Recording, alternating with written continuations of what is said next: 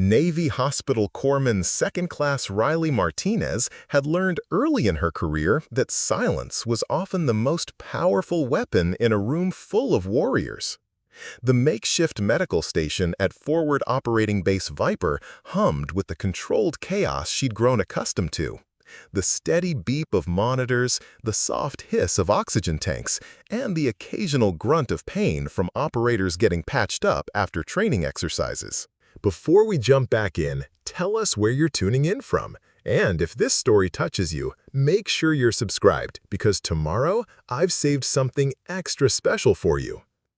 She moved between the metal tables with practiced efficiency, her small frame navigating the cramped space with an almost dance-like precision.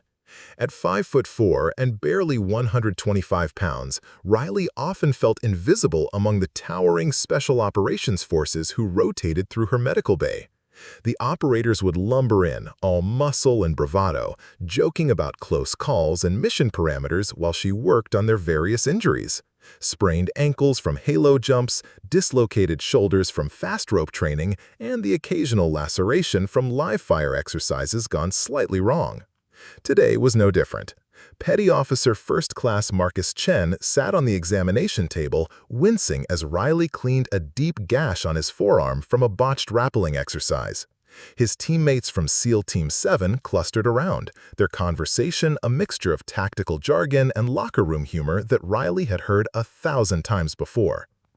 "Should have seen Johnson try to breach that door," Chen was saying, flexing his injured arm as Riley applied antiseptic. "Looked like he was dancing with it instead of blowing it open." The others laughed, but Riley remained focused on her work. 16 stitches, she calculated, watching the wound edges align perfectly under her precise suturing. Chen would be back to full duty within a week if he followed her aftercare instructions, which he probably wouldn't. "Easy there, Doc," Chen said, noticing her concentrated expression. "It's just a scratch." Riley didn't look up from her work. 16 stitches isn't a scratch, Chen, and I'm not a doctor." "Could have fooled us," another operator chimed in from the corner. "Half the time you patch us up better than the surgeons back at Balboa." That was probably true, though Riley would never say it out loud. She'd been stitching wounds since she was 12 years old, back when her father would come home from hunting trips with various injuries that needed tending. Growing up in rural Montana had taught her that medical skills weren't optional. They were survival tools. By the time she'd enlisted in the Navy at 18, she could perform field surgery with nothing but a fishing line and a bottle of whiskey. But that was just one part of her past that she kept locked away. The medical bay fell quiet except for the soft metallic sound of Riley's instruments against the steel tray. She tied off the final suture with a practiced flick of her wrist and stepped back to examine her work. Perfect tension, even spacing, minimal scarring potential. Chen would barely have a mark in 6 months. "All set," she said, reaching for a roll of gauze. "Keep it dry for 48 hours, then clean it twice daily with saline solution. No heavy lifting for a week." Chen flexed his fingers experimentally. "Feels good as new already. Thanks, Martinez." As the SEAL team filed out of the medical bay, their boots echoing against the concrete floor, Riley began cleaning her instruments with methodical precision. This was her world, ordered, controlled, predictable. She knew exactly what was expected of her, and she delivered it flawlessly every time. The operators saw her as the quiet corpsman who fixed them up without asking questions or getting in the way of their brotherhood. What they didn't see was the way her eyes tracked movement patterns when they entered the room, automatically calculating angles and distances. They didn't notice how she positioned herself near exits, or how her hands never quite relaxed, even when she was focused on medical procedures. And they certainly didn't see what was hidden beneath the standard-issue cargo pants she wore, a small tattoo on her right thigh that told a very different story about hospital corpsman Riley Martinez. The afternoon heat pressed down on Fob Viper like a blanket, and Riley stepped outside the medical facility to check on the supplies that had arrived that morning. The base was a sprawling collection of prefabricated buildings and concrete barriers set in the middle of Iraq's Al-Anbar province, where the desert stretched endlessly in every direction. It wasn't her first deployment, but it was her first time attached to a special operations unit. Previously, she'd served with regular Marine infantry units, patching up young Marines who'd stepped on IEDs or caught shrapnel from mortar attacks. That work had been straightforward: stabilize, evacuate, hope for the best. Here at FOB Viper, the medical challenges were different. The operators who came through her bay were older, more experienced, and their injuries often came from training exercises that pushed the boundaries of human endurance. They needed someone who could think on their feet and adapt quickly to unusual circumstances. Riley had earned her spot here through a combination of exceptional medical scores and a recommendation from her previous commanding officer, who'd noted her uncommon composure under pressure and innovative problem-solving abilities. What the recommendation didn't mention was the 3-month period when Riley had effectively run a field hospital by herself after their senior medical officer had been evacuated with a severe illness. She'd performed emergency surgeries in the back of moving vehicles, improvised life-saving equipment from spare parts, and once talked a terrified young Marine through performing a tracheotomy on his wounded squad leader via radio while she was pinned down by enemy fire 2 miles away. But those stories weren't the kind that made into official reports. As Riley inventoried the medical supplies in the stifling supply tent, she could hear the distant sound of helicopter rotors. Another training mission returning, probably. SEAL Team 7 had been running continuous exercises for the past 2 weeks, preparing for something that the officers weren't discussing with the support personnel. Riley had learned not to ask questions about operational details, but she could read the signs. Increased tempo, longer briefings, and a tension in the air that suggested something significant was approaching. She made mental notes of which supplies were running low. Morphine auto-injectors, IV fluids, and hemostatic gauze were always in high demand. The chest tubes had been used more frequently lately, suggesting the training scenarios were getting more intense. Riley prided herself on anticipating needs before they became critical shortages. Her methodical inventory was interrupted by the sound of boots approaching the tent. She looked up to see Chief Petty Officer Jake Harrison, the senior enlisted man for SEAL Team 7. Harrison was a 20-year veteran with a reputation for being fair but demanding. He commanded respect without having to ask for it, and Riley had noticed that even the most cocky young operators straightened up when he entered a room. "Martinez," Harrison said, his voice carrying the distinctive gravelly tone of someone who'd spent years shouting over helicopter noise and gunfire. "Got a minute?" "Of course, Chief." Riley set down her clipboard and turned to face him fully. Harrison's weathered face was unreadable, but she detected something different in his demeanor, a kind of focused intensity that suggested this wasn't a routine medical consultation. "I've been watching your work," Harrison said, stepping further into the tent. "The team's been talking about your skills. Some of them think you could handle more than basic medical support." Riley felt a flutter of uncertainty. "I'm not sure what you mean, Chief." Harrison studied her for a long moment, his experienced eyes taking in details that most people missed. "You move differently than most corpsmen," he said finally. "More aware, more controlled. Makes me wonder what else you might be capable of." The comment hung in the air like a challenge, and Riley felt that familiar tightness in her chest that came whenever someone started looking too closely at her background. She'd worked hard to build a reputation based solely on her medical abilities, keeping the other parts of her past carefully compartmentalized.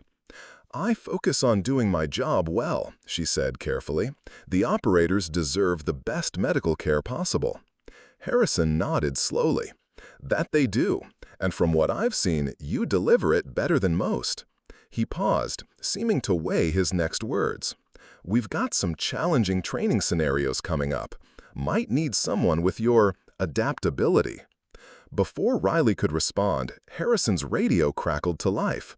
"Chief, we need you at the briefing room, priority 1. Harrison keyed his radio. "On my way." He looked back at Riley with that same measuring gaze. "Think about what I said, Martinez. There might be opportunities ahead for someone willing to step outside their comfort zone." As Harrison disappeared into the shimmering heat of the afternoon, Riley stood alone in the supply tent, her mind racing. She'd come to FOB Viper to serve as a medical professional, nothing more. But something in Harrison's tone suggested that her carefully constructed boundaries were about to be tested in ways she hadn't anticipated. She touched her right thigh unconsciously, feeling the slight raised texture of the tattoo beneath the fabric of her cargo pants. 57 small marks, arranged in neat rows, each one representing a decision she'd made long before she'd ever sewn her first suture or administered her first IV. A reminder of skills she'd hoped to never use again, but had never quite been able to forget. Riley Martinez was about to discover that in the world of special operations, past and present had a way of colliding when you least expected it. The emergency klaxon pierced the pre-dawn darkness at 03:47 hours, its harsh wail cutting through the relative quiet of FOB Viper like a blade. Riley bolted up in her narrow bunk, instantly alert despite having been in deep sleep moments before. Years of military training had conditioned her to transition from unconsciousness to full awareness in seconds, but this alarm carried a different urgency than the routine wake-up calls or training alerts she'd grown accustomed to. She was already pulling on her boots when her roommate, aviation electronics technician Sarah Kim, stumbled past her toward the door. "What's the emergency?" Kim mumbled, still half asleep. "Real world," Riley replied tersely, grabbing her medical kit and checking its contents with rapid efficiency. The weight felt familiar in her hands. Morphine auto-injectors secured, trauma shears clipped in place, hemostatic gauze properly stocked. Everything exactly where muscle memory expected it to be. The corridors of the medical facility buzzed with sudden activity as personnel rushed to their emergency stations. Riley's heart rate had settled into the controlled rhythm she'd learned to maintain during crisis situations, but her mind was already running through casualty scenarios: mass casualty event, vehicle accident, training exercise gone catastrophically wrong. Each possibility required different preparations, different mindsets. Preparing and narrating this story took us a lot of time. So if you are enjoying it, subscribe to our channel. It means a lot to us. Now, back to the story. She burst through the doors of the main medical bay just as Chief Harrison's voice boomed over the intercom system. "All medical personnel to stations immediately. This is not a drill. Incoming casualties, ETA 12 minutes. Dr. Patricia Wells, the senior medical officer, was already barking orders to the assembled corpsmen and nurses. "Martinez, prep Trauma Bay 1 for emergency surgery. Johnson, get the blood bank unlocked and start warming O-negative. Stevens, I need portable monitors and a defibrillator ready for immediate transport." Riley moved with practiced efficiency, her hands flying over familiar equipment as she transformed the sterile medical bay into an emergency operating theater. Surgical instruments laid out in perfect order, anesthesia equipment tested and ready, overhead lighting adjusted to eliminate shadows. The routine was so deeply ingrained that she could perform it in complete darkness if necessary. But as she worked, pieces of conversation from the radio communications began filtering through the organized chaos, and what she heard made her movements pause for just a fraction of a second. "Friendlies down in Sector 7, unconfirmed number of casualties, hostile contact ongoing." This wasn't a training accident. This was combat. Riley had been deployed to combat zones before, but FOB Viper was supposed to be a relatively secure rear area facility used primarily for training and equipment staging. The idea that actual combat operations were taking place close enough to bring casualties here suggested that something had gone very wrong with whatever mission SEAL Team 7 had been preparing for. Dr. Wells appeared at Riley's shoulder, her usually calm demeanor showing cracks of stress. "Martinez, I'm told the incoming casualties include at least 2 critical trauma cases and possibly 3 walking wounded. You'll be handling initial triage and stabilization while I prep for surgery." "Understood, ma'am," Riley replied, but her mind was already working through the implications. Critical trauma cases meant penetrating injuries, massive blood loss, possibly traumatic amputations. Walking wounded suggested a sustained firefight rather than a single explosive event. The combination painted a picture of a mission that had encountered far more resistance than anticipated. The sound of approaching helicopters grew louder, and Riley could feel the familiar vibration through the concrete floor that announced a medical evacuation bird coming in hot. She'd learned to read the urgency in helicopter approaches. This one was flying fast and heavy, the kind of approach that meant critical patients who couldn't afford delays. As she made final adjustments to the trauma bay setup, Riley found herself thinking about Chief Harrison's cryptic comments from the previous afternoon. His observation about her moving differently, his suggestion that there might be opportunities for someone willing to step outside their comfort zone. At the time, she'd dismissed it as routine military leadership talk, but now she wondered if he'd somehow known that circumstances were about to change dramatically. The helicopter touched down with the characteristic whine of rapidly decelerating rotors, and within seconds, the medical bay doors flew open. Two Navy corpsmen rushed in carrying a stretcher, followed immediately by a second team with another casualty. Riley's trained eye took in the scene in an instant. Both patients were SEALs, their specialized equipment and uniforms unmistakable, even covered in dust and blood. The first casualty was conscious but in obvious distress, clutching his left shoulder where Riley could see the telltale bulk of a field dressing that had been hastily applied. Shrapnel wounds, probably from an improvised explosive device. Painful but not immediately life-threatening if the major vessels had been missed. The second patient was a different story entirely. Petty Officer Marcus Chen, the same operator she'd sutured just hours earlier, lay unconscious on the stretcher with a massive trauma dressing covering most of his abdomen. His skin had the gray pallor that meant significant blood loss, and Riley could see the rapid, shallow breathing pattern that indicated shock. This was the kind of injury that killed people if not addressed immediately. "What's the situation?" Dr. Wells demanded as she moved toward Chen's stretcher. The corpsman who'd brought him in was still breathing hard from the rush. IED followed by small arms fire. Chen took shrapnel to the abdomen, possible internal bleeding. Rodriguez has multiple fragment wounds to the shoulder and upper arm, but stable vitals. Riley was already cutting away Chen's blood-soaked uniform, exposing the wound that the field medic had tried to stabilize. What she saw made her jaw tighten. A jagged penetration just below the rib cage with evidence of internal damage that would require immediate surgical intervention. "Get him to Trauma Bay 2, Dr. Wells ordered. "Martinez, handle Rodriguez while I work on Chen." As the teams wheeled Chen away, Riley turned her attention to the shoulder wound patient. Petty Officer Luis Rodriguez was one of the newer members of SEAL Team 7, a soft-spoken operator from Texas who'd impressed everyone with his technical skills. Now he sat on the examination table, his face pale but alert, watching Riley approach with the kind of controlled awareness that marked experienced military personnel. "How bad is it, Doc?" Rodriguez asked, attempting a weak smile. "Let's take a look," Riley replied, beginning to carefully remove the field dressing. "Can you move your fingers for me?" Rodriguez flexed his left hand without difficulty, which was a good sign.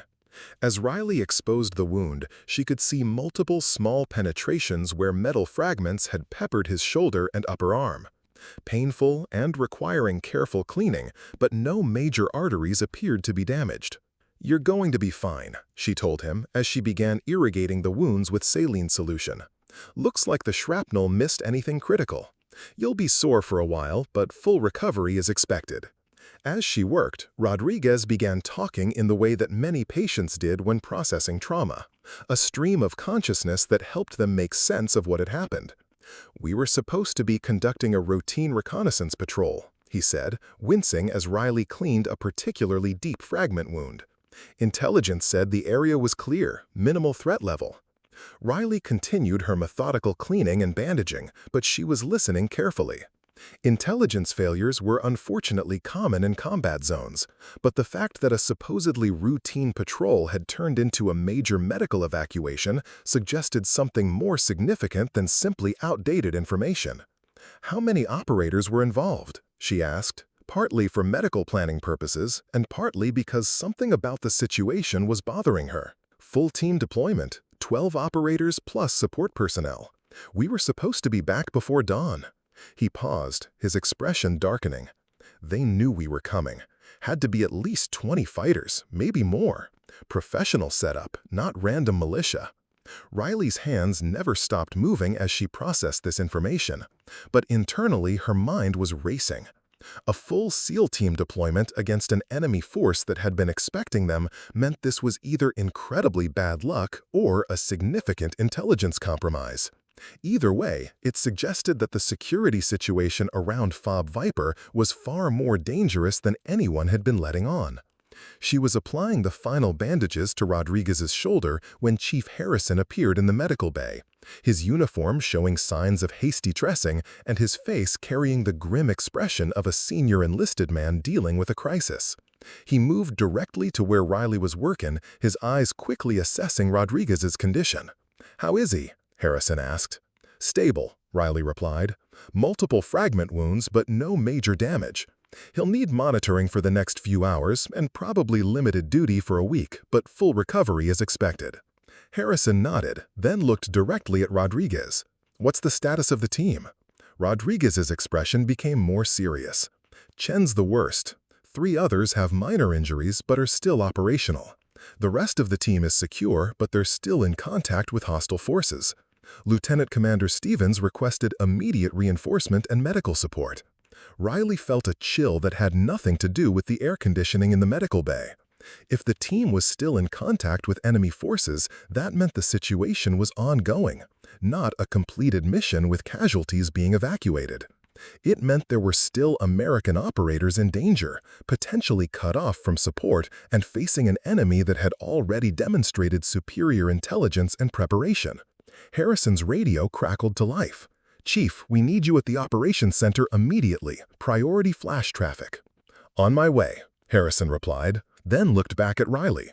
"Martinez, finish up here and report to me in 30 minutes. We may need additional medical support forward deployed." The phrase "forward deployed" made Riley's stomach tighten. In military parlance, that meant moving medical assets closer to active combat operations, usually when the normal evacuation procedures weren't adequate for the tactical situation. It meant putting medical personnel at risk in order to save the lives of combat operators who couldn't be safely extracted. As Harrison disappeared from the medical bay, Riley found herself facing a decision point she'd hoped to avoid. Her role as a hospital corpsman was supposed to keep her in the relative safety of established medical facilities, treating casualties after they'd been evacuated from combat zones. The idea of forward deployment meant abandoning that safety and moving into the realm where her other skills, the ones represented by the tattoo hidden beneath her cargo pants, might become relevant. She finished securing Rodriguez's bandages with automatic precision, but her mind was already shifting into a different mode of thinking.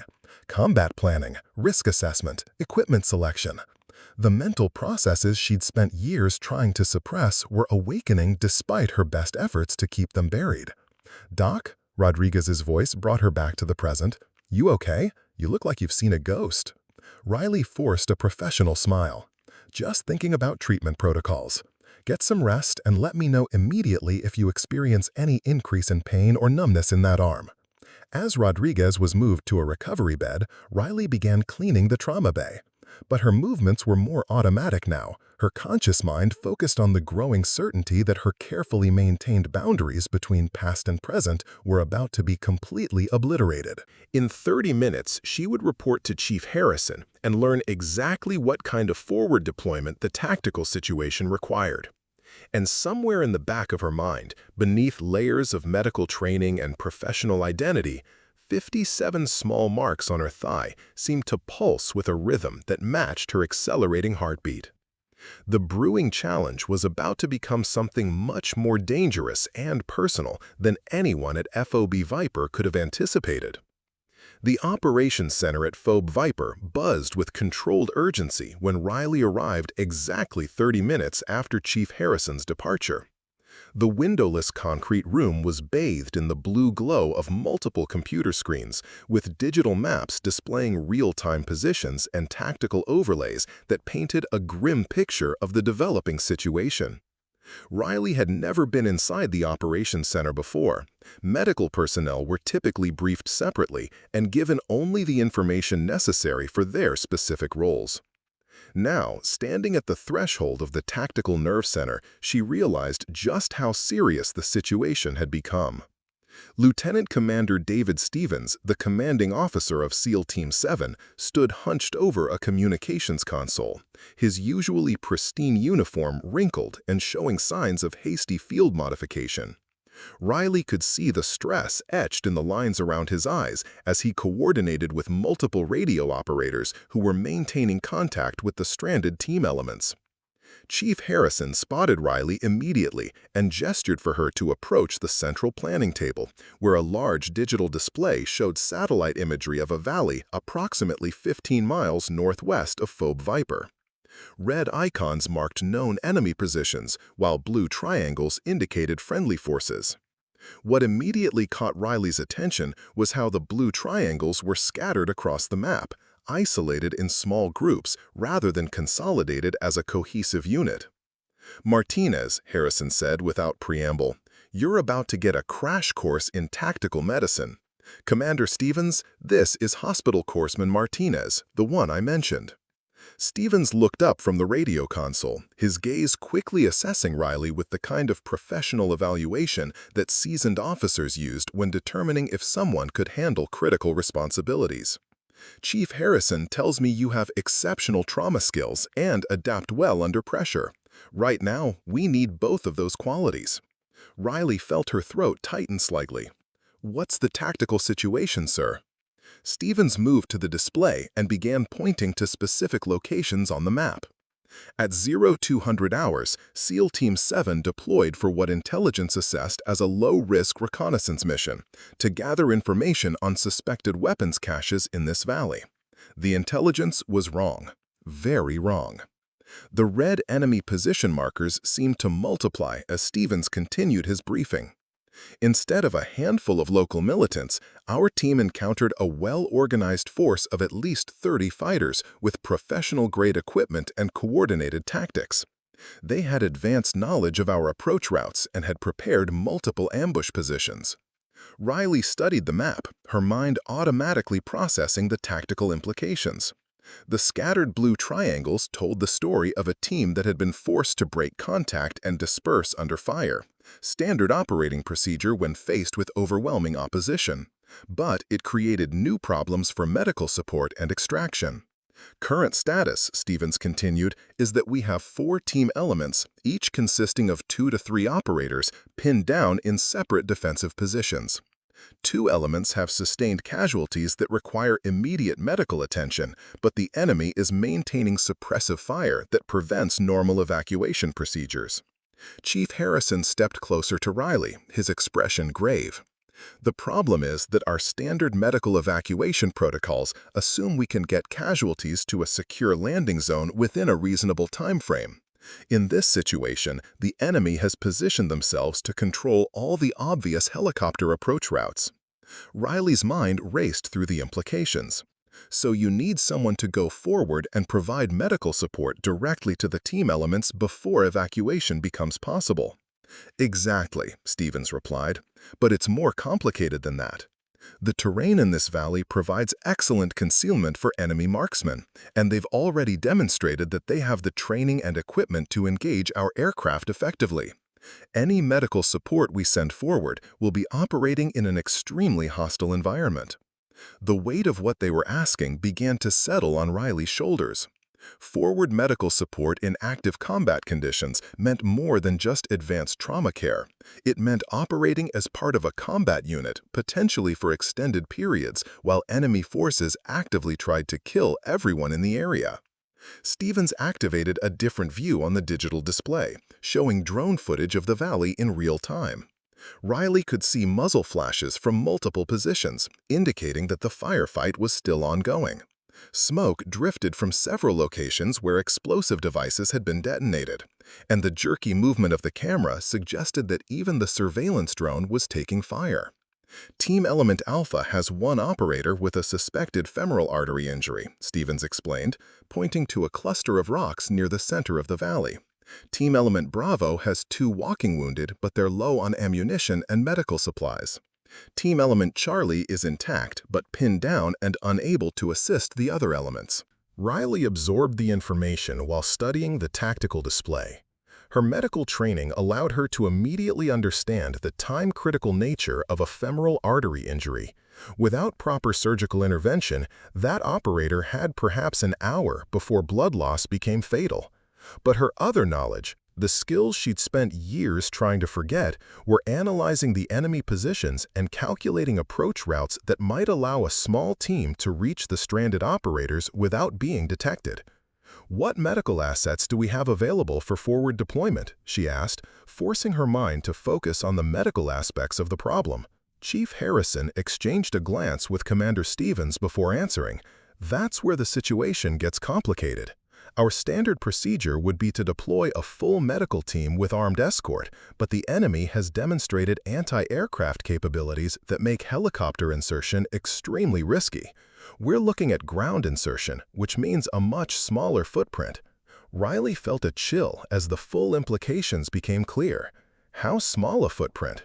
"Two-person team," Stevens said bluntly. "One medic, one security escort. Light equipment, rapid movement, insertion via foot patrol from the eastern ridge where we still maintain overwatch positions."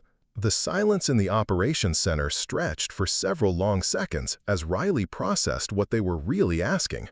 A two-person team moving through hostile territory to provide medical support to multiple casualties while enemy forces actively hunted for targets. It was the kind of mission that appeared in case studies about tactical medicine under extreme conditions, usually as examples of operations that had gone catastrophically wrong. "Sir," Riley said carefully, "I need to understand the timeline. How long would this team be operating independently before extraction becomes possible?" Stevens looked at the tactical display, where the red enemy position markers continued to show active threats. "Minimum 4 hours, possibly 8 or more, depending on how quickly we can neutralize the enemy anti-aircraft threat. The team would need to be completely self-sufficient for extended periods while providing life-saving medical care under combat conditions." Riley's hands unconsciously moved to her medical kit, checking equipment she'd verified dozens of times already. 4 to 8 hours of independent operation meant carrying enough medical supplies to handle multiple trauma cases while maintaining the mobility necessary to avoid enemy contact. It meant making life-or-death medical decisions without the backup systems and support personnel that normal trauma care relied upon. But as she considered the tactical requirements, another part of her mind, the part she'd tried to suppress, was analyzing the mission from a different perspective. The enemy positions shown on the tactical display followed predictable patterns that suggested they were using standard small unit tactics. The terrain offered numerous concealment opportunities for a small team that understood how to move without being detected. And the scattered nature of the friendly positions actually created opportunities for a properly trained individual to provide support without being exposed to concentrated enemy fire. "Who would provide security for the medical team?" Riley asked. Chief Harrison's expression became even more serious. "That's still being determined. Most of our available personnel are already committed to other aspects of this operation, and we need someone with the specific skills to operate effectively in this type of environment." Riley understood the unspoken message. They were asking her to volunteer for an extremely dangerous mission without being able to guarantee adequate security support. It was the kind of decision that could end a military career or a life, possibly both. Before she could respond, the radio console erupted with urgent chatter. "Base, this is Team Element Alpha. We have a man down, critical status, requesting immediate medical support. Over." Stevens moved quickly to the radio and keyed the microphone. "Team Element Alpha, base copies. What is the nature of the medical emergency? Over." The response came through crackling with interference and the sound of distant gunfire. "Base, Alpha, Petty Officer Thompson has sustained a penetrating wound to the upper leg with severe hemorrhaging. Field dressing is not controlling the bleeding. Estimate 20 to 30 minutes before he becomes critical. We cannot move from our current position due to enemy fire. Over." Riley felt her medical training override every other consideration. 20 to 30 minutes meant that Petty Officer Thompson was already in the initial stages of hemorrhagic shock, and without immediate intervention, he would progress to irreversible shock and death. There was no time for extended planning or risk assessment. "Sir," she said, turning to face both Stevens and Harrison, "I volunteer for the forward medical mission." Stevens studied her face for a long moment. "Corpsman Martinez, I need you to understand that this is not a standard medical deployment. You would be operating in an active combat zone with minimal support and significant personal risk. Are you absolutely certain you're prepared for that level of responsibility?" Riley thought about Petty Officer Thompson bleeding out in a rocky defensive position 15 miles away. She thought about the other casualties waiting for medical attention that might mean the difference between life and death. And despite all her efforts to keep her past buried, she thought about the skills she'd learned long before she'd ever put on a Navy uniform. "I'm certain, sir." Chief Harrison stepped forward. "Martinez, if you're going to do this, you need to understand that medical care is only part of the mission. You'll be operating in an environment where the enemy will be actively trying to kill you, and you may need to defend yourself and your patients. Are you prepared for that possibility?"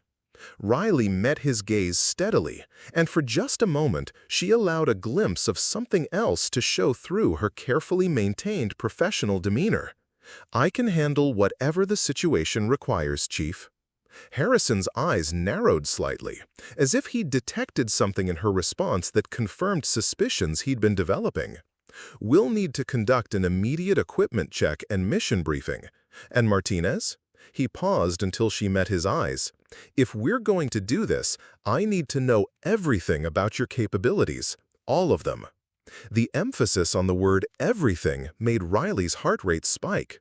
Somehow, Chief Harrison had detected that there was more to her background than her medical training, and he was giving her an opportunity to reveal it voluntarily before the mission planning proceeded. Riley took a deep breath and made a decision that would change everything about her carefully constructed identity. "Chief, I think we need to have a private conversation about my qualifications." As Harrison led her toward a smaller briefing room, Riley could feel the weight of years of carefully maintained secrets pressing down on her shoulders. In a few minutes, she would have to reveal the truth about the 57 small marks tattooed on her thigh, and explain why a Navy hospital corpsman might be uniquely qualified to operate independently in hostile territory.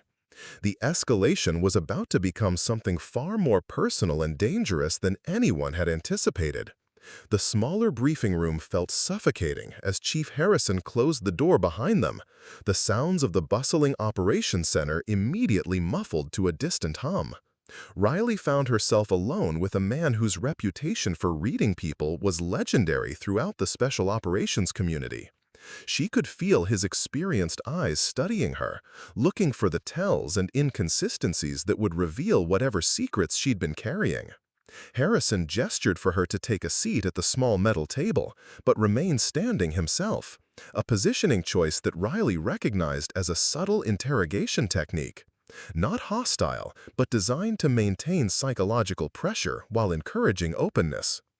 "Before we discuss mission parameters," Harrison began, his voice carrying the careful neutrality of someone accustomed to extracting information, "I need to understand exactly what I'm working with. Your medical file shows exemplary performance, but there are some interesting gaps in your background that suggest other training." Riley felt her pulse quicken, but kept her expression neutral. "What kind of gaps, Chief?" Harrison pulled out a manila folder and opened it on the table between them. Riley could see her official Navy personnel file, but Harrison was focused on specific pages that she couldn't read from her angle. "Your shooting qualification scores, for instance," Harrison said, pointing to a section of the file. "Most hospital corpsmen barely meet minimum requirements for small arms proficiency. You qualified expert marksman on every weapon system you've been tested on, including several that aren't standard for medical personnel." Riley's throat tightened. She deliberately tried to avoid drawing attention with her shooting scores, but military bureaucracy created paper trails that were impossible to completely obscure. "I grew up in Montana," she said carefully. "Hunting family. I learned to shoot before I learned to drive." Harrison nodded, but his expression indicated that hunting experience didn't fully explain what he was seeing in her file. That would account for basic marksmanship skills, but according to this, you've been tested on precision rifle systems, close-quarters battle techniques, and advanced tactical movement. Those aren't skills that hunting typically develop. The moment of truth was approaching faster than Riley had hoped. She could continue deflecting Harrison's questions, but the tactical situation outside required immediate action, and Thompson's life hung in the balance while they conducted this conversation. "Chief," she said, meeting his gaze directly, "what exactly do you need to know?" Harrison leaned forward slightly, his voice becoming more direct. "I need to know if you're capable of operating independently in hostile territory while providing medical care to wounded operators. Not just the medical part, I already know you can handle that. I need to know if you can move undetected, engage targets if necessary, and make the kind of tactical decisions that keep people alive in combat situations." Riley stared at him for a long moment, weighing the consequences of revelation against the lives that hung in the balance. Finally, she reached down and began rolling up the right leg of her cargo pants, exposing her thigh. Harrison's eyes widened as the tattoo became visible. 57 small black marks arranged in precise rows, each no larger than a pencil eraser, covering an area about the size of a playing card. The marks were too regular to be random, too deliberate to be decorative. They were clearly a record of something, and Harrison's expression indicated that he understood their significance immediately. "Kill shots," he said quietly, not asking but confirming what he was seeing. Riley nodded, her voice steady despite the emotional weight of the admission. 57 confirmed kills over an 18-month period. Afghanistan, 2019 to 2021. I was attached to a Marine reconnaissance unit as their designated marksman before I cross-trained into medical. Harrison leaned back in his chair, reassessing everything he thought he knew about the quiet hospital corpsman who'd been patching up his operators. What unit? 3rd Force Reconnaissance Company, Marine Special Operations Command. We conducted deep reconnaissance and direct action missions in support of counter-terrorism operations. Riley's voice took on the clipped professional tone that came with discussing classified activities. My primary role was precision fire support, but I maintained medical qualifications as a secondary specialty. The pieces were falling into place for Harrison, explaining the anomalies he detected in Riley's behavior and capabilities. Force Reconnaissance Marines were among the most elite warriors in the military, trained to operate independently behind enemy lines for extended periods. The combination of advanced combat skills and medical training made them invaluable for special operations missions. "Why did my career change?" Harrison asked. "Force Reconnaissance Marines don't typically cross-train to become hospital corpsmen." Riley's expression darkened, and for the first time since entering the room, she broke eye contact. "The mission in Helmand Province went wrong. My team was providing overwatch for a village medical clinic when we were attacked by a coordinated enemy force. The clinic was hit by mortars, and there were multiple civilian casualties, including children." She paused, her hands unconsciously clenching into fists as she continued. "I had to choose between maintaining my sniper position to protect the team and leaving cover to provide medical aid to the wounded civilians. I chose to help the civilians." But her voice trailed off. Harrison waited patiently, recognizing the signs of someone processing traumatic memories. 3 Marines died because I wasn't in position to provide covering fire when the enemy launched their main assault. I saved 12 civilians that day, but I lost 3 brothers. That's when I decided that I wanted to save lives, not take them." The weight of her confession hung in the air between them. Harrison had seen enough combat veterans struggling with similar moral injuries to understand the psychological burden Riley had been carrying. Her transition from elite marksman to hospital corpsman represented an attempt to atone for perceived failures, to redefine her identity around healing rather than killing. "And now," Harrison asked, "are you prepared to pick up a weapon again if the mission requires it?" Riley looked down at the tattoo on her thigh, the 57 marks that represented skills she'd tried to leave behind. "Chief, there are operators out there bleeding to death while we have this conversation. If Thompson dies because I wasn't willing to use every tool available to save him, how is that different from letting those Marines down? Harrison studied her face, seeing the internal conflict but also recognizing the steel resolve that had made her an effective warrior before she'd become a healer. If I clear you for this mission, you'll be operating with minimal support in extremely dangerous conditions. You'll need to use both sets of skills, medical and combat, possibly simultaneously. I understand the requirements, and I accept the risks. Harrison made his decision with the swift certainty that had served him throughout 20 years of military service. He reached into his pocket and pulled out a small tactical radio, placing it on the table between them. All right, Martinez, you're cleared for the forward medical mission, but we're modifying the operational parameters based on your qualifications. Harrison's voice took on the authoritative tone of someone issuing orders. Instead of a two-person team, you'll be operating solo. Your Force Recon background means you can move faster and maintain better operational security than a larger element. Riley felt a surge of adrenaline mixed with apprehension. Solo operations in hostile territory were among the most dangerous missions in the military spectrum, requiring absolute self-reliance and perfect execution under extreme stress. "What equipment will be available?" she asked, shifting into operational planning mode. Harrison stood and moved toward a wall-mounted weapons locker that Riley hadn't noticed before. He input a combination and opened the heavy metal door, revealing an array of specialized equipment that went far beyond standard medical supplies. Medical kit optimized for trauma surgery under field conditions, Harrison said, pointing to a compact backpack that was significantly larger than Riley's standard medical bag. Includes blood products, surgical instruments, and pharmaceuticals for extended operations. He indicated a rifle mounted in the locker, a precision weapon system that Riley immediately recognized as a military variant of a civilian hunting rifle, modified for long-range accuracy.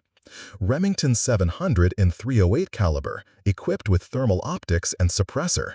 You'll also carry a sidearm and limited ammunition. Riley examined the equipment with the eye of someone who understood its capabilities and limitations.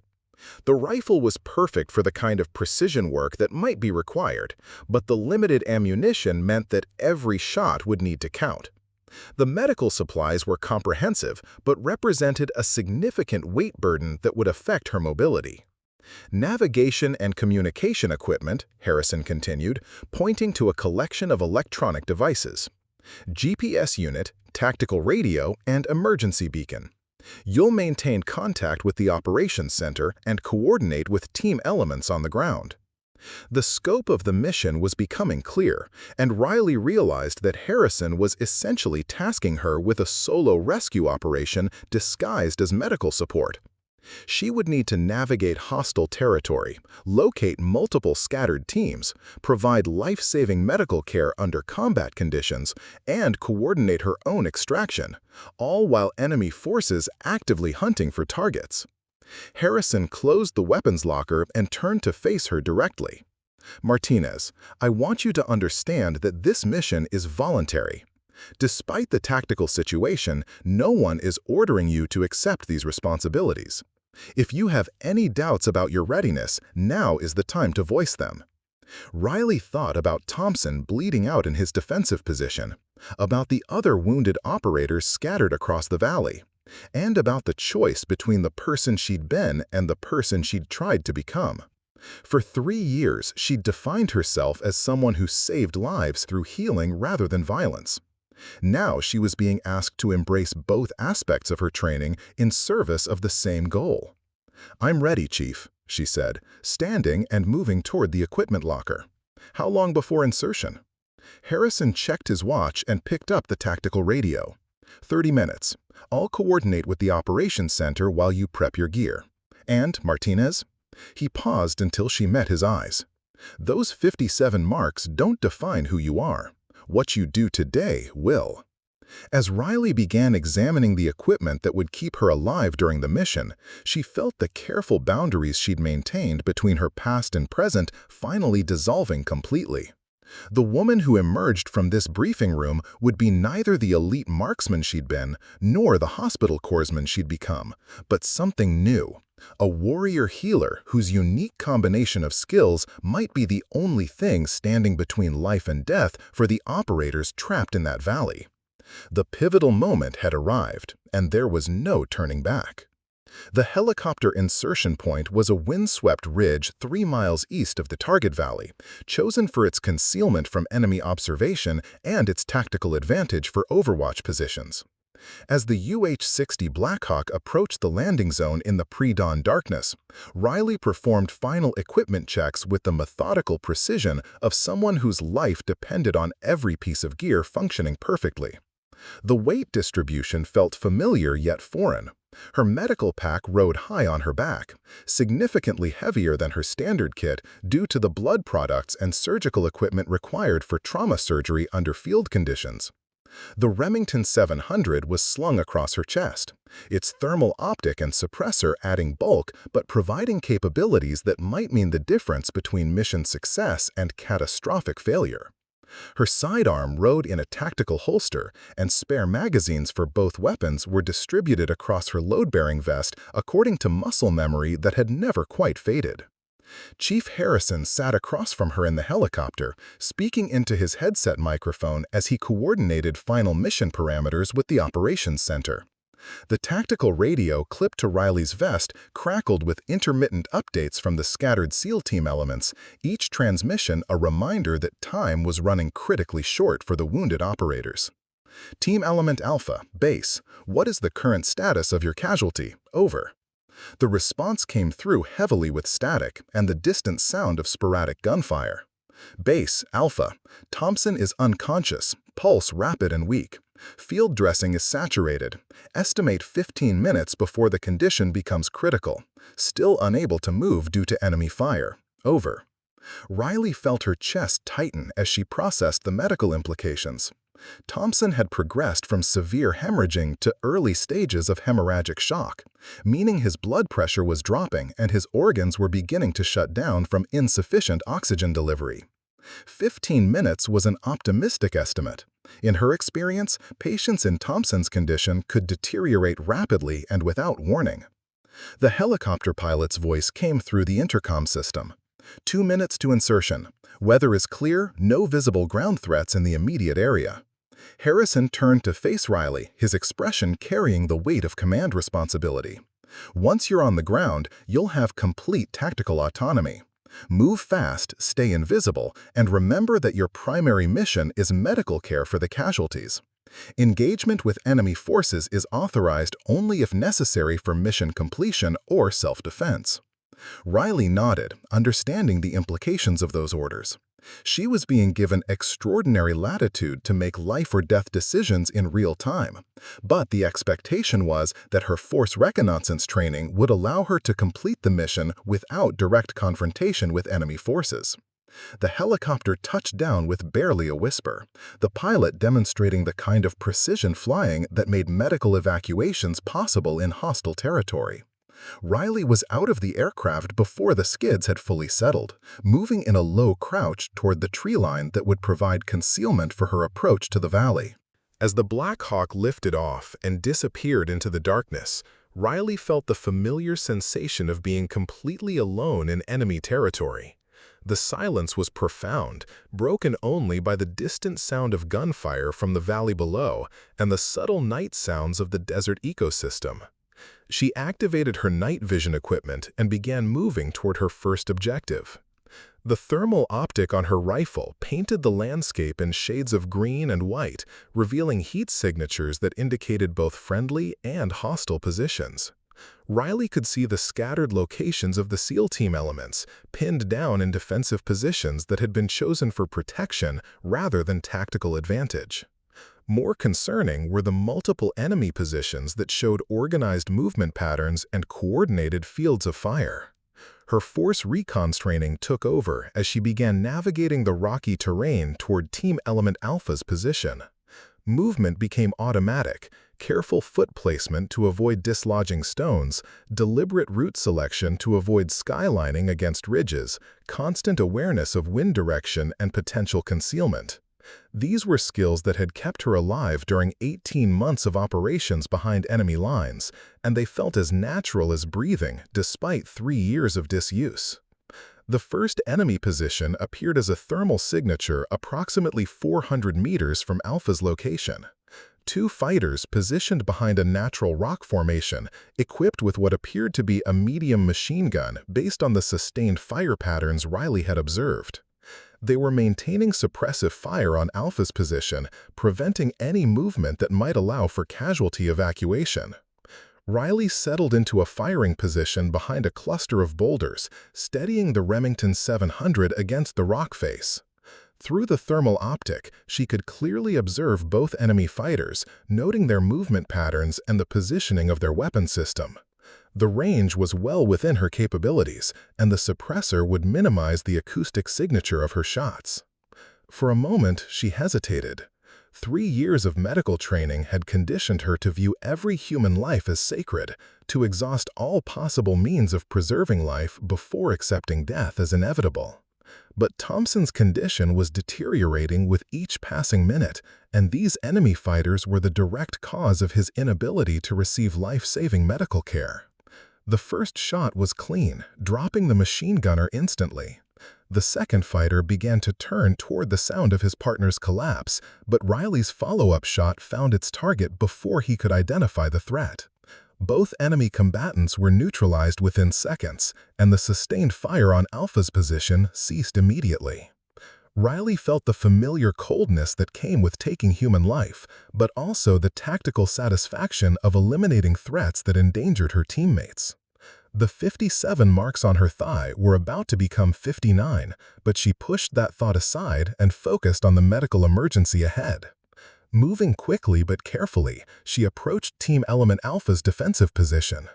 The 2 remaining SEALs had established themselves behind a fallen tree, using the natural cover to protect their wounded teammate while maintaining observation of enemy positions. As Riley approached their perimeter, she gave the tactical recognition signal that Harrison had briefed her on. "Thunder," she whispered into her radio. "Flash," came the immediate response. "Identify yourself." "Hospital Corps Martinez, forward medical support. I'm approaching from your 6 o'clock. Riley low-crawled the final 30 meters to Alpha's position, her medical pack scraping against rocks as she maneuvered through the limited concealment. When she reached the defensive perimeter, she found herself face-to-face with Petty Officer First Class Michael Davis, a veteran SEAL whose reputation for calm under pressure was legendary throughout the Special Operations community. "Jesus, Martinez," Davis whispered, his voice carrying relief and astonishment. "How the hell did you get here? We heard those shots and thought the cavalry had arrived." "Just me," Riley replied, immediately moving toward Thompson's position. "What's his current status?" Thompson lay unconscious behind the fallen tree, his face pale and waxy in the green glow of Riley's night vision equipment. The field dressing on his thigh was completely saturated with blood, and Riley could see the characteristic rapid, shallow breathing pattern that indicated progressive shock. She immediately began cutting away Thompson's gear to access the wound, her hands moving with the practiced efficiency that came from years of trauma medicine combined with combat experience. The injury was exactly what she'd feared, a penetrating wound to the upper thigh that had severed the femoral artery, causing massive internal bleeding that no field dressing could adequately control. "I need to perform emergency surgery right here," Riley told Davis, unpacking her advanced medical kit. "The artery is completely severed and he's lost too much blood to survive transport to a surgical facility." Davis's eyes widened. "You're going to operate on him here under these conditions?" Riley was already laying out surgical instruments on a sterile field, her movements sure and deliberate. "I've done this before, but I need you to maintain security while I work. This is going to take at least 30 minutes, and I'll be completely focused on the surgery." As Riley prepared to begin the most challenging medical procedure of her career, gunfire erupted from multiple positions around the valley. The enemy forces were repositioning, probably in response to the elimination of the machine gun team, and the tactical situation was becoming increasingly unstable. "Contact left," the third member of Alpha Team shouted, opening fire on enemy fighters who were attempting to flank their position. Multiple targets moving through the rocks. Riley looked up from her surgical preparation to see muzzle flashes in the darkness, indicating that at least 6 enemy fighters were attempting to close the distance to Alpha's position. The defensive perimeter that had protected the team was now under direct assault, and Riley realized that she would need to perform life-saving surgery while a firefight raged around her. "Davis," she said, her voice carrying the authority that came from years of making critical decisions under extreme pressure. "I need you to hold that perimeter for 30 minutes. Thompson dies if I don't get this artery repaired immediately." Davis nodded grimly and moved to reinforce his teammates' defensive fire. "You do your job, Doc. We'll handle the rest." Riley bent over Thompson's unconscious form and made the first incision with steady hands, even as bullets snapped through the air above her head. The surgical field was illuminated by the filtered light of her night vision equipment, creating an eerie operating theater in the middle of a combat zone.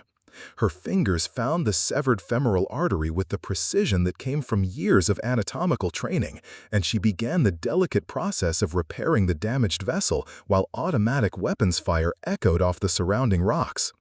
This was emergency medicine at its most extreme, performing microsurgery while enemy forces attempting to kill everyone in the immediate area. As she worked, Riley's mind operated on multiple levels simultaneously. Her medical training guided the surgical procedure, ensuring that each suture was placed with perfect precision to restore blood flow to Thompson's leg. Her tactical awareness monitored the sounds of battle around her, tracking the movement of enemy forces and assessing threats to the defensive perimeter. And her psychological conditioning from force recon operations kept her focused and calm despite the chaos erupting around her position. The transformation was complete. Riley Martinez was no longer just a hospital corpsman or just a former Marine sniper. She had become something unique, a warrior healer whose combination of skills allowed her to save lives under conditions that would overwhelm most medical professionals. As she completed the arterial repair and began closing the surgical site, Thompson's breathing became stronger and more regular. His pulse, which had been racing and weak, settled into a more stable rhythm that indicated successful restoration of blood circulation. "Surgery complete," Riley announced to Davis, who was still maintaining defensive fire against the enemy assault. Davis looked back at her with something approaching awe. "I've never seen anything like that. You just performed surgery in the middle of a firefight." Riley was already repacking her medical equipment and preparing to move to the next casualty location. "That's what I'm here for. Now let's get your teammate out of here and help the other elements." The transformation that had begun in Chief Harrison's briefing room was now complete. Riley had proven to herself and others that she could integrate both aspects of her training to accomplish missions that neither skill set could handle alone. But as she prepared to move toward Team Element Bravo's position, she realized that the most challenging part of the mission was still ahead. 3 more wounded operators were scattered across the valley. Enemy forces were adapting to her presence, and the tactical situation was becoming more dangerous with each passing minute. The woman who had entered this valley as a hospital corpsman with a hidden past was rapidly becoming a legend whose unique capabilities would be remembered throughout the special operations community. The transformation was complete, but the mission was far from over. The evacuation of Team Element Alpha proceeded with military precision, but Riley's mind was already focused on the tactical challenges ahead. As the medical evacuation helicopter lifted Thompson and his teammates to safety, she studied the thermal signatures scattered across the valley below. Team Elements Bravo and Charlie remained pinned down in separate positions, each facing their own medical emergencies, while enemy forces continued to adapt their tactics in response to her presence. The elimination of the machine gun team had created a temporary lull in enemy activity, but Riley's force recon experience told her that this quiet period was deceptive. Professional fighters don't simply abandon tactical positions after losing personnel. They regroup, reassess, and modify their approach. The thermal optic on her rifle was already showing movement patterns that suggested the enemy was repositioning to counter her interference. Her tactical radio crackled with an update from Team Element Bravo. "Base, this is Bravo. We have one operator with shrapnel wounds to the chest and abdomen, conscious but deteriorating. The second operator sustained burns to hands and face from the explosive device. We're low on ammunition and medical supplies. Request immediate support." Riley keyed her radio while simultaneously plotting an approach route to Bravo's position. "Bravo, this is Martinez. I'm moving to your location for medical support. ETA 15 minutes. Can you provide details on the chest wound?" Martinez, the shrapnel penetrated below the rib cage, possible internal damage. Breathing is labored and he's coughing up blood.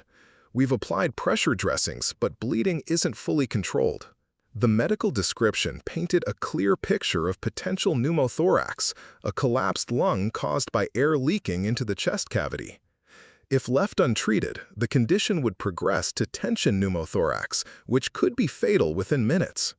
Riley's medical kit included the equipment necessary to perform an emergency chest tube insertion, but the procedure would require several minutes of focused concentration, during which she would be completely vulnerable to enemy fire.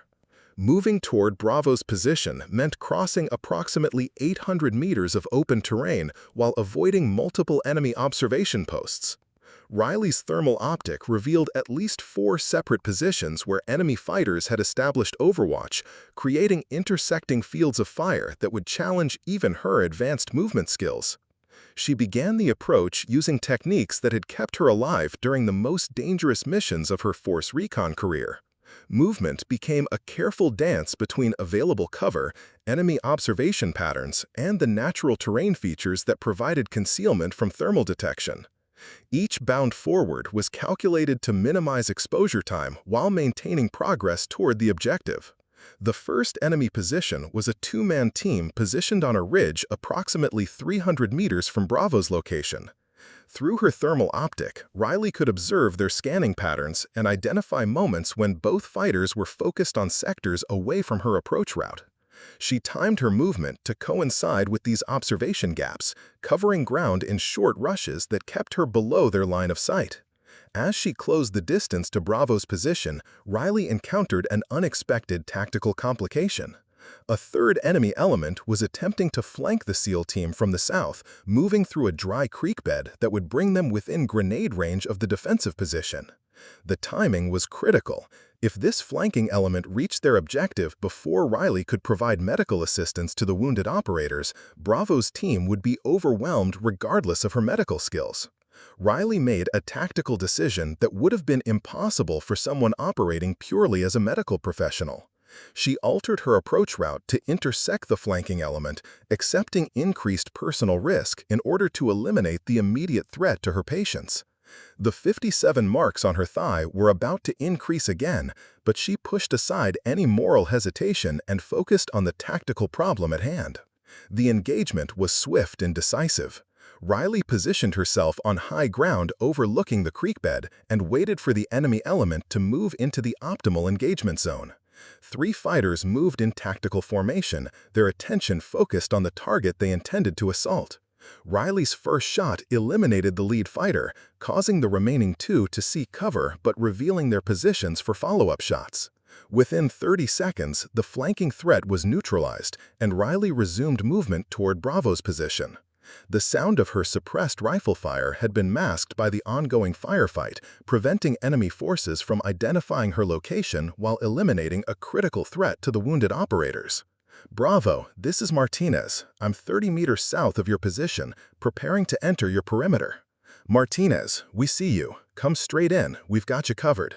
Riley low-crawled the final distance to Bravo's defensive position, finding herself in a rocky outcropping that provided excellent protection from small arms fire but limited room for medical procedures.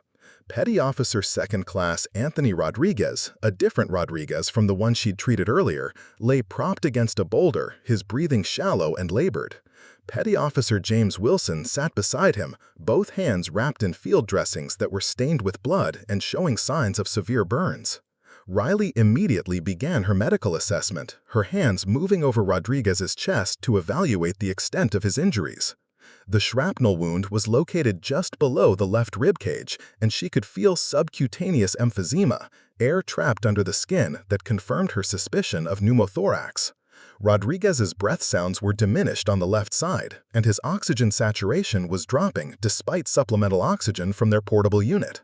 "I need to decompress his chest immediately," Riley told the remaining uninjured SEAL, Petty Officer Kevin Park. "This is going to take several minutes, and I'll need complete security while I work." Park nodded grimly. "How long?" 5 minutes minimum for the chest tube insertion, plus time to stabilize his breathing, maybe 10 minutes total. As Riley unpacked her thoracotomy kit, enemy fire began impacting the rocks around their position. The flanking element she'd eliminated had been missed by their companions, and now the remaining enemy forces were concentrating their fire on Bravo's location with increased intensity. "Contact front," Park shouted, returning fire with his M4 carbine. "They're massing for an assault." Riley ignored the gunfire and focused on her medical procedures, her hands working with steady precision despite the chaos surrounding her. She located the correct insertion point between Rodriguez's ribs and made a careful incision, her scalpel cutting through skin and muscle to access the pleural cavity. The hiss of escaping air confirmed her diagnosis. Rodriguez's lung had indeed collapsed, and the pressure buildup was preventing normal breathing. As she inserted the chest tube and secured it in place, bullets began impacting closer to their position. Enemy forces had identified their location and were coordinating concentrated fire that made their defensive position increasingly untenable. "Martinez!" Park called out during a brief lull in the firing. "We need to move. They're getting ready to rush our position." Riley looked up from her medical work to see at least 8 enemy fighters moving through the rocks toward their perimeter. Park was holding them back with accurate rifle fire, but he was outnumbered and would soon be overwhelmed by sheer volume of enemy forces. "Rodriguez is stable for movement," Riley announced, completing the chest tube placement and checking his breathing. "But Wilson needs immediate treatment for his burns before we can move him." The tactical situation was rapidly becoming untenable. Enemy forces were closing on their position, ammunition was running low, and Riley had 2 casualties who required continued medical attention. She made another decision that demonstrated the unique integration of her medical and combat skills. "Park, can you handle casualty movement if I provide covering fire?" Park looked at her with surprise. "You want to take the gun while I carry Rodriguez?" Riley was already unslinging her rifle and moving toward a position that would provide better fields of fire against the approaching enemy forces. "I can hold them off long enough for you to get both casualties to the extraction point. Chief Harrison should have a helicopter standing by for immediate evacuation." What followed was a demonstration of marksmanship that would become legendary in special operations circles. Riley positioned herself behind the rocky defensive barrier and began engaging enemy targets with the kind of precision that came from years of combat experience. Each shot was carefully aimed and delivered with devastating effect, dropping enemy fighters before they could close the distance to the defensive perimeter. Her thermal optic allowed her to identify targets through concealment and darkness, while her suppressor prevented enemy forces from accurately determining her position. Within minutes, she had eliminated 6 enemy fighters and forced the remaining attackers to seek better cover, buying crucial time for casualty evacuation.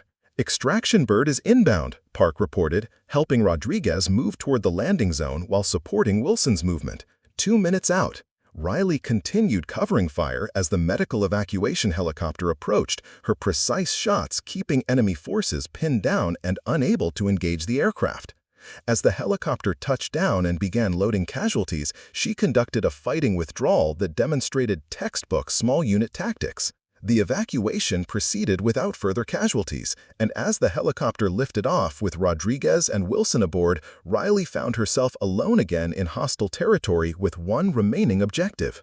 Team Element Charlie was still pinned down in their defensive position, and intelligence reports suggested they had sustained at least 1 casualty during the extended firefight.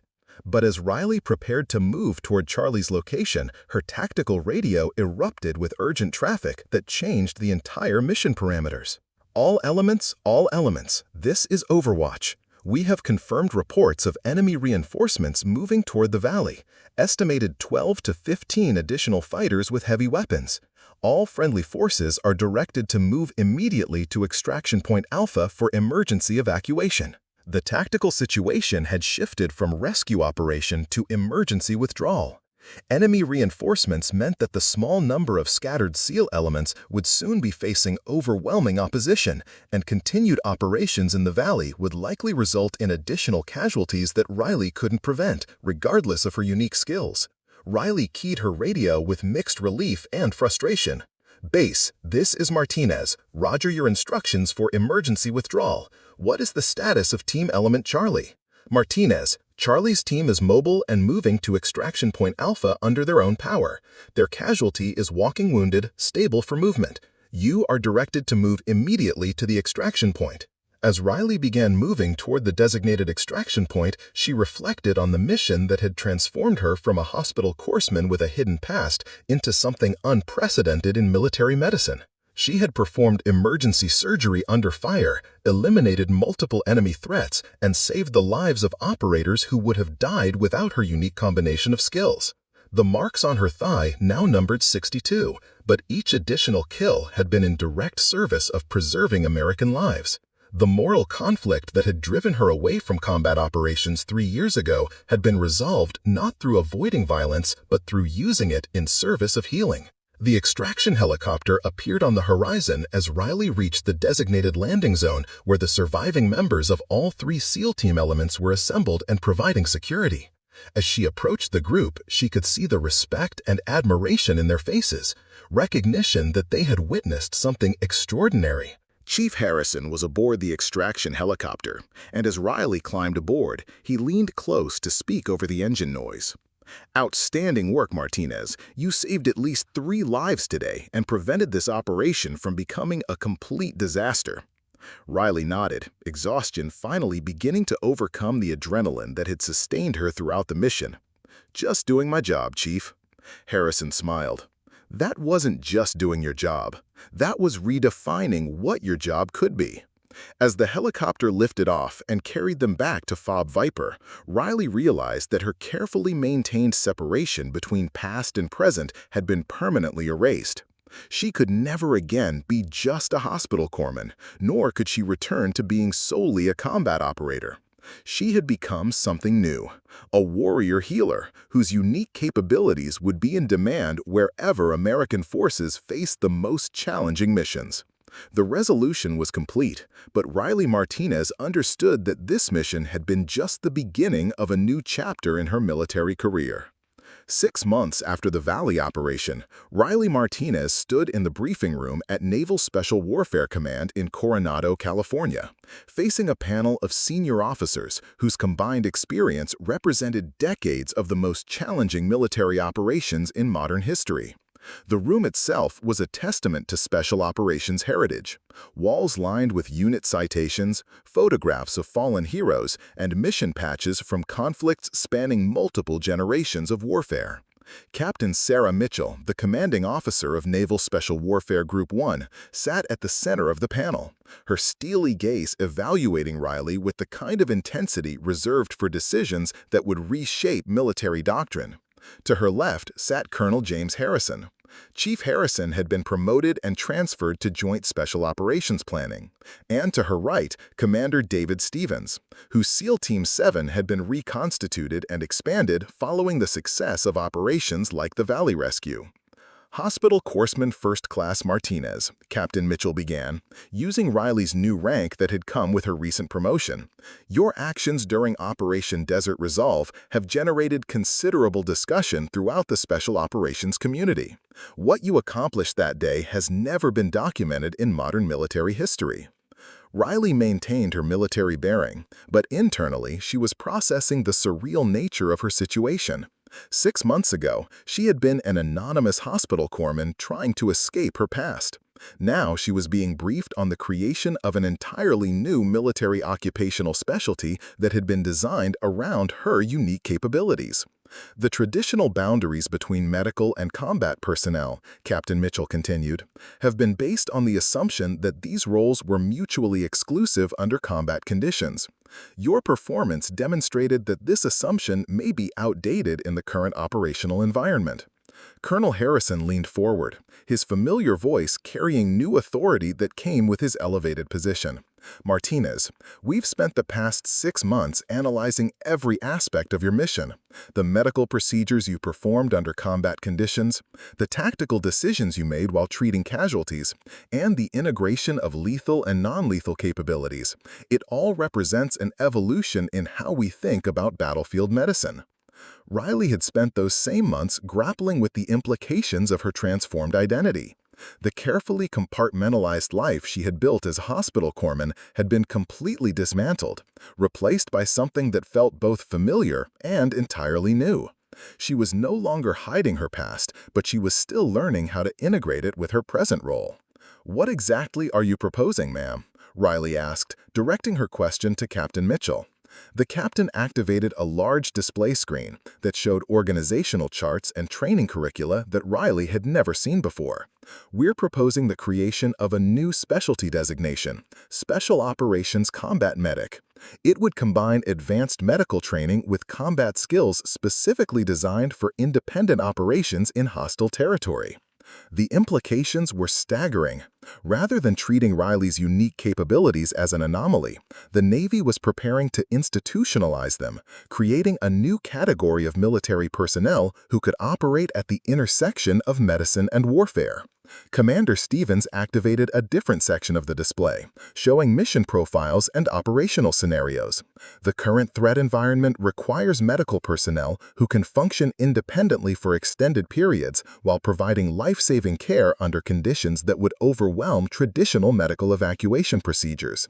Your Valley operation proved that such capabilities are not only possible but essential for future operations.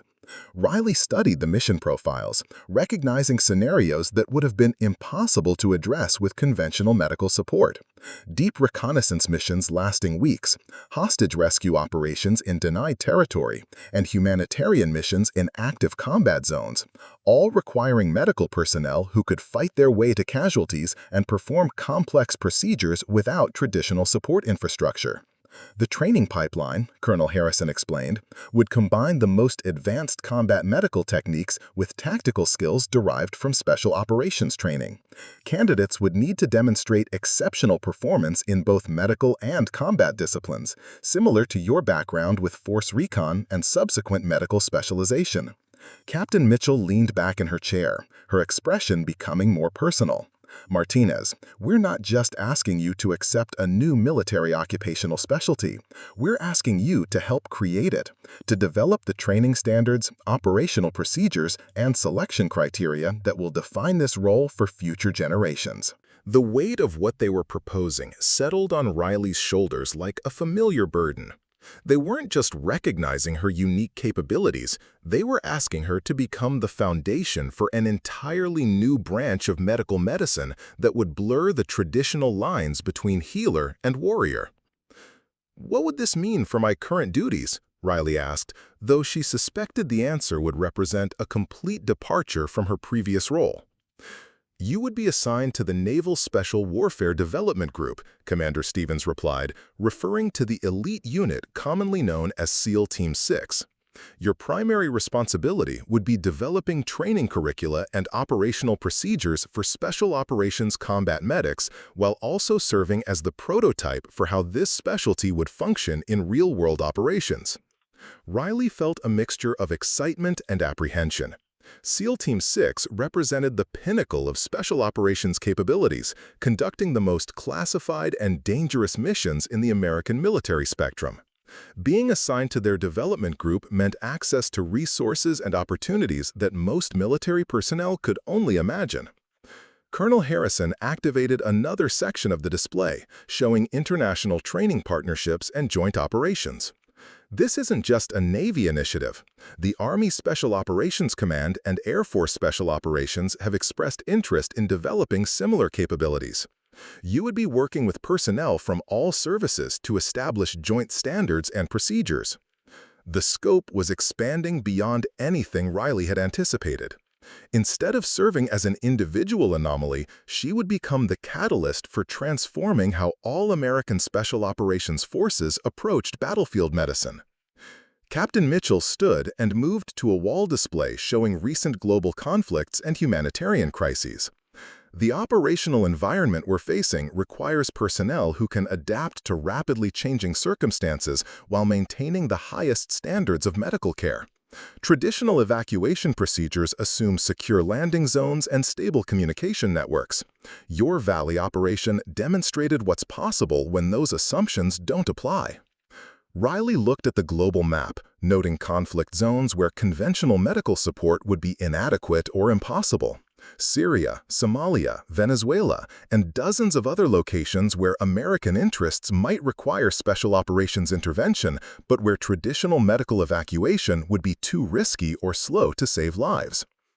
"There's another aspect to this proposal," Commander Stevens said, his voice taking on a more serious tone. "The psychological profile work we've done suggests that personnel with your background, combat veterans who transition to medical roles, may be uniquely suited for this type of mission.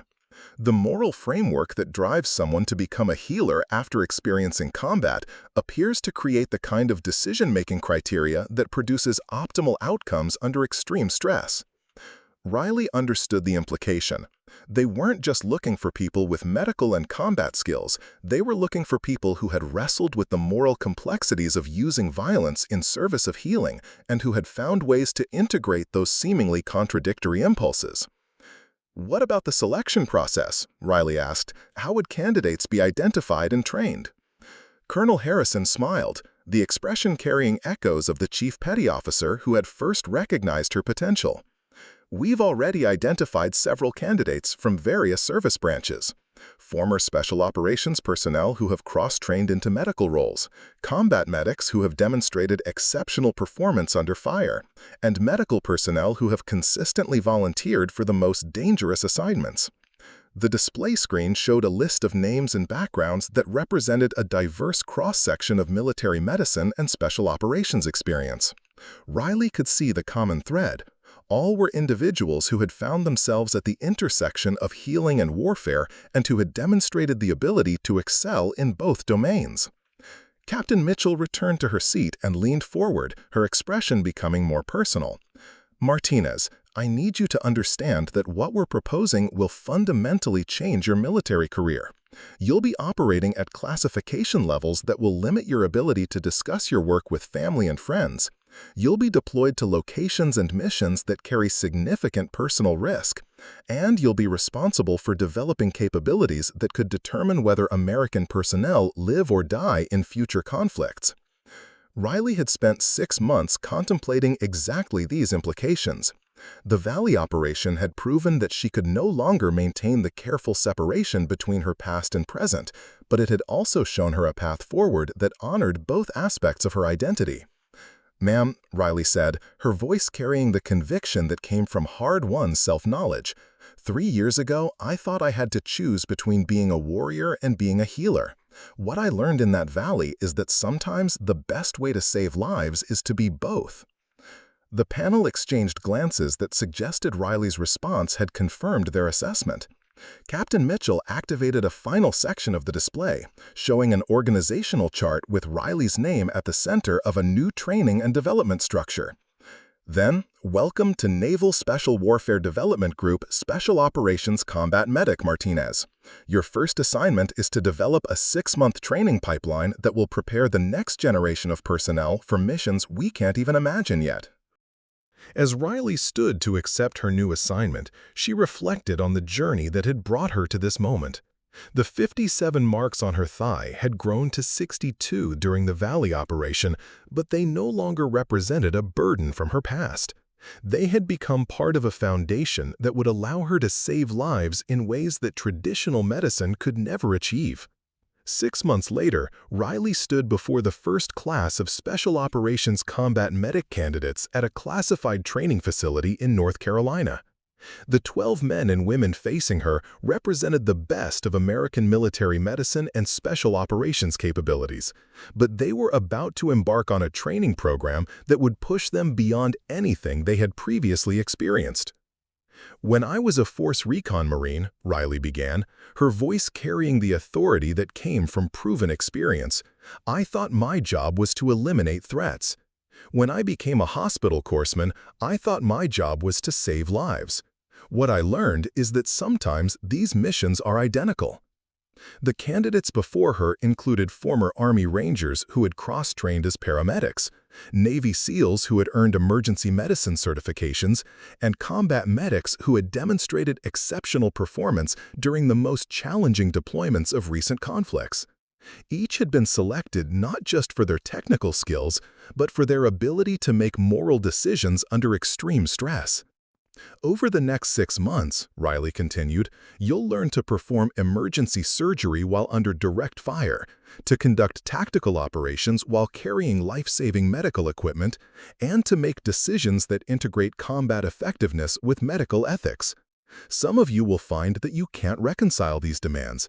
That's not a failure. It's an honest assessment of your capabilities." As Riley began the first lecture on advanced trauma surgery under combat conditions, she realized that her transformation was complete. She was no longer trying to escape her past or hide from her capabilities. She had become the bridge between two worlds, creating a new path for others who found themselves called to serve as both warriors and healers. The legacy of that day in the valley would extend far beyond the lives she had saved. It would reshape how American Special Operations Forces approach their most dangerous missions, creating new possibilities for success in an increasingly complex global environment.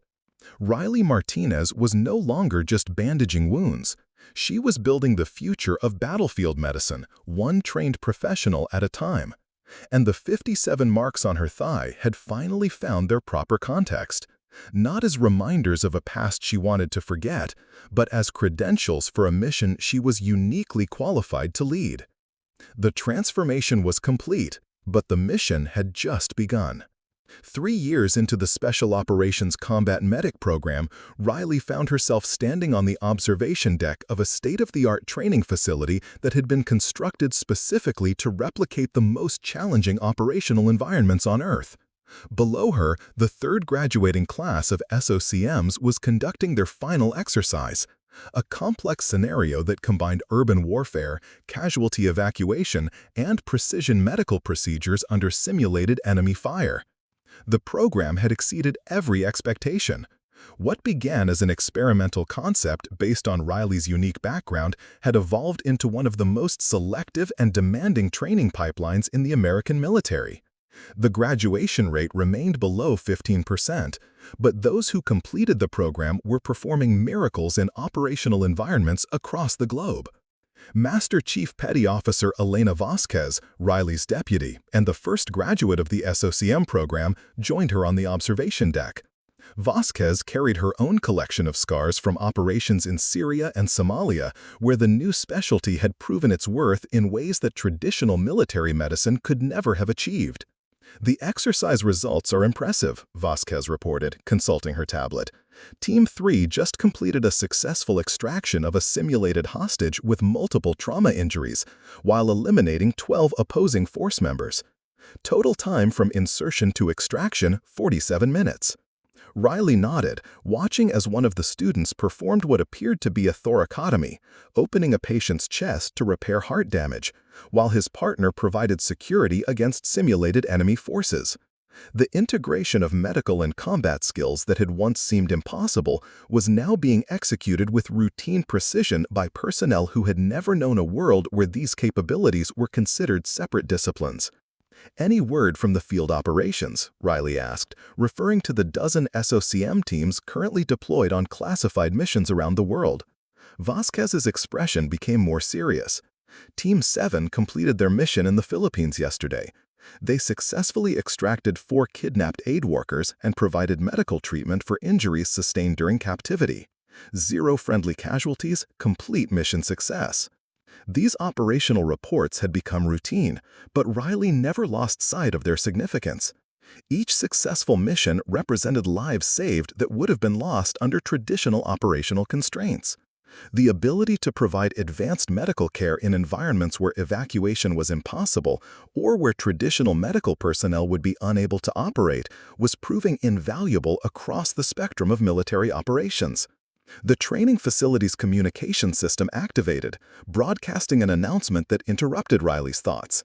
All personnel, we have incoming priority traffic from Pacific Command. Medical emergency in progress. Riley and Vasquez exchanged glances and moved quickly toward the operations center, where real-world emergencies were coordinated alongside the training exercises. The operations center buzzed with controlled urgency as communications specialists established contact with a crisis situation developing thousands of miles away. Lieutenant Commander Patricia Wells, who had transitioned from traditional military medicine to become the program's chief medical officer, was already coordinating the response. "We have a humanitarian disaster in the South China Sea," she announced as Riley entered the operations center. "A merchant vessel with 200 passengers has suffered catastrophic engine failure and is taking on water. Weather conditions prevent normal rescue operations, and there are multiple casualties requiring immediate medical attention." The tactical display showed the position of the distressed vessel, surrounded by storm conditions that made helicopter operations impossible and limited surface rescue operations to specialized vessels that would take hours to reach the scene. Traditional medical evacuation procedures were completely inadequate for the situation. "What assets do we have in the area?" Riley asked, immediately shifting into operational planning mode. "USS Hampton is conducting training exercises approximately 90 miles from the distressed vessel," Wells replied. "They have a full SOCOM team embarked as part of their Special Operations Capability Evaluation." Riley felt the familiar surge of adrenaline that came with real-world crisis response. This was exactly the type of situation that the SOCOM program had been designed to address: complex medical emergencies in environments where traditional rescue operations were impossible or inadequate. "Get me direct communication with Hampton," Riley ordered. "I want to talk to their SOCOM team leader." Within minutes, Riley was speaking directly with Chief Petty Officer Marcus Thompson, the same Thompson whose life she had saved during the Valley operation years earlier. Thompson had volunteered for the SOCOM program immediately upon his return to duty, crediting Riley's actions with inspiring his career transition. "Chief Thompson, what's your assessment of the situation?" Riley asked. Thompson's voice came through the communication system with the calm professionalism that characterized SOCOM personnel. "Ma'am, we have visual contact with the distressed vessel. Heavy seas are preventing normal rescue operations, but we can insert via RHIB and provide medical support while coordinating passenger evacuation. Weather is marginal, but within operational limits for our capabilities." Riley studied the tactical display while considering the operational challenges. A RHIB, rigid hull inflatable boat, in heavy seas was extremely dangerous, but it would allow the SOCOM team to reach casualties who might die before conventional rescue operations could be completed. "What medical equipment do you have available?" Riley asked. "Full surgical capability, including blood products and advanced life support equipment. We can establish a mobile operating theater aboard the distressed vessel and provide definitive medical care while evacuation operations proceed." This was the SOCOM concept functioning exactly as designed: medical personnel with the tactical skills to operate independently in dangerous environments while providing care that exceeded what traditional military medicine could accomplish under similar conditions. "You're authorized to proceed with rescue operations," Riley said. "Keep us informed of your status and let us know if you need additional support."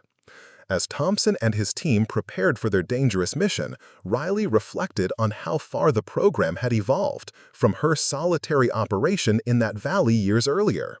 What had begun as an individual adapting to impossible circumstances had become an institutionalized capability that was saving lives across the globe. The communication system crackled with updates from the Hampton as the SOCOM team prepared for insertion. SOCOM Team 6 departing Hampton via RHIB. ETA to a distressed vessel 15 minutes. Sea State 6, winds gusting to 40 knots. Riley found herself holding her breath as she listened to the mission unfold. Despite years of training and operational experience, missions like this remained extremely dangerous, and the loss of trained SOCOM personnel would be devastating both personally and professionally. SOCOM Team 6 has reached the distressed vessel, beginning medical triage and establishing treatment areas. Initial count shows 37 casualties requiring immediate medical attention. The next several hours passed in a blur of radio updates and coordination efforts. Thompson's team worked methodically through the casualty list, performing emergency surgeries aboard a sinking ship while coordinating with rescue vessels that were fighting heavy seas to reach the scene. The integration of medical and tactical skills that had once seemed impossible was saving dozens of lives under conditions that would have overwhelmed any traditional medical response. Final update from SOCOM Team 6, the communications specialist announced. All casualties evacuated successfully. 0 fatalities, 37 patients treated and stabilized. Team is returning to Hampton. Riley felt a surge of pride that went beyond professional satisfaction. The program she had helped create was functioning exactly as intended, proving that the integration of combat and medical skills could produce capabilities that neither discipline could achieve independently. As the immediate crisis passed, Riley returned to the observation deck where the training exercise was concluding. The students below were conducting after-action reviews with the same intensity that characterized operational debriefs, analyzing every decision and procedure to identify areas for improvement. These young men and women represented the future of battlefield medicine, but they were also part of something larger. The SOCOM program had inspired similar initiatives throughout the international military community, with allied nations requesting training partnerships and joint operational capabilities.